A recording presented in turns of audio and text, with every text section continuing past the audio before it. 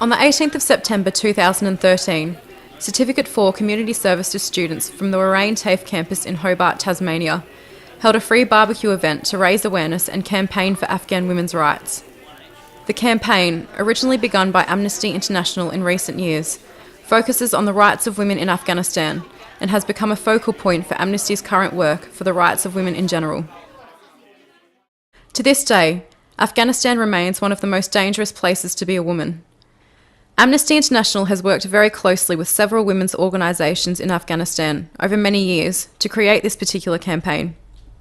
We are calling on Australia, the international community and the Afghan government to ensure women and girls in Afghanistan are protected, enjoy their full set of human rights and are empowered and supported in leading changes in their lives. After the campaign was introduced to students at Amnesty TAFE, the horrifying statistics combined with the class's research into the issue shocked us into action. We wanted to help make a difference. We prepared for our campaign event using certain kinds of training methods, such as discussing campaign strategies, conversation training, and stall training. Some members of our class also created a Facebook page named Add Your Voice, Stand with Afghan Women. We used this page to post statistics and case studies, as well as advertising our barbecue event and keeping the public up to date with our progress by posting statuses and photos.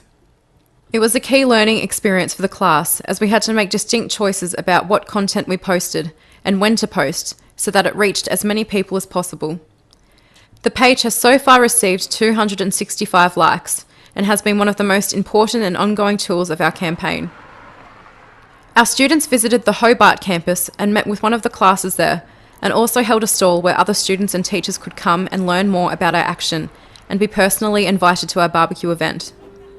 The main purpose of this event, as well as to raise awareness, was to gather as many photos as possible of people standing in solidarity with Afghan women, later to be bound in a book forming a visual petition to be presented to our local members of Federal Parliament, Andrew Wilkie, the Independent Member for Denison, and Julie Collins, Labor Member for Franklin and former Minister for Women. These members of Parliament were specifically chosen because students from our class reside in both of their electorates and because the Warrane campus falls under Julie Collins' electorate of Franklin.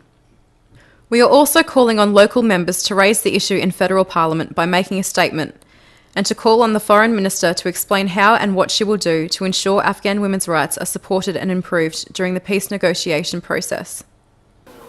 Many people participated in our barbecue event, including the students and teachers from our campus, as well as from other campuses in Hobart.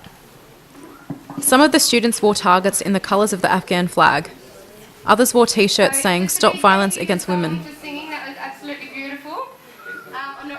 Two of our classmates gave speeches, and the event was a great success, despite the rain.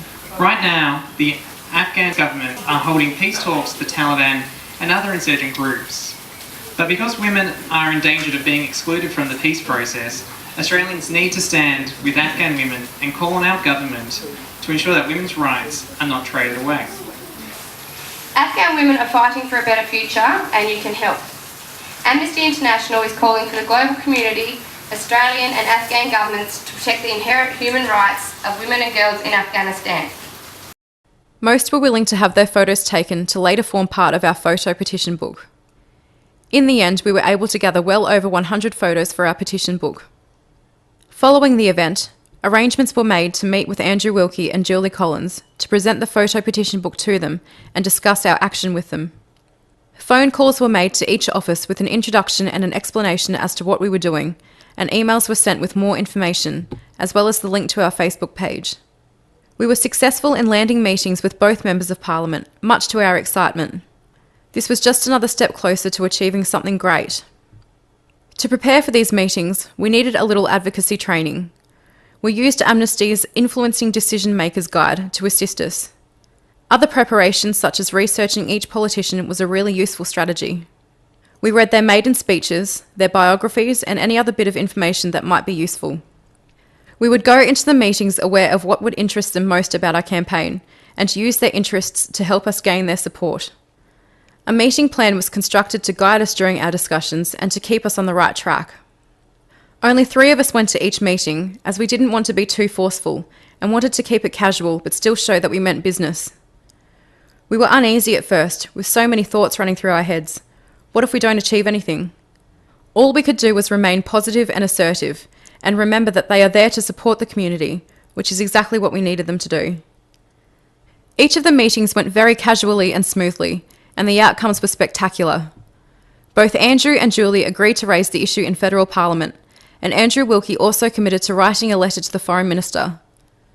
Julie Collins was especially delighted to hear about all the work the students had put into this campaign. After the success of our meetings, we were most certainly in high spirits. Follow-up emails were sent to each Member of Parliament thanking them for their time and letting them know that we were looking forward to hearing them speak in Canberra. In the coming weeks leading up to the next Parliament sitting, another email will be sent to each MP to remind them of our ask. If they do speak in Parliament, a thank you email will also be sent to express our appreciation for their commitment to Afghan women's rights.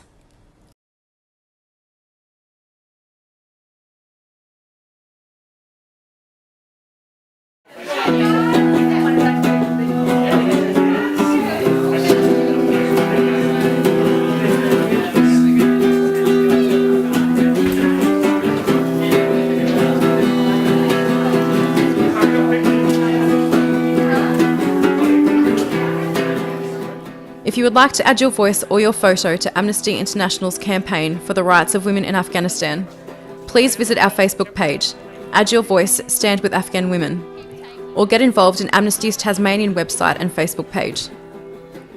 Or for more information on this campaign, you can visit the Afghan Women's Rights page at the Amnesty Australia website.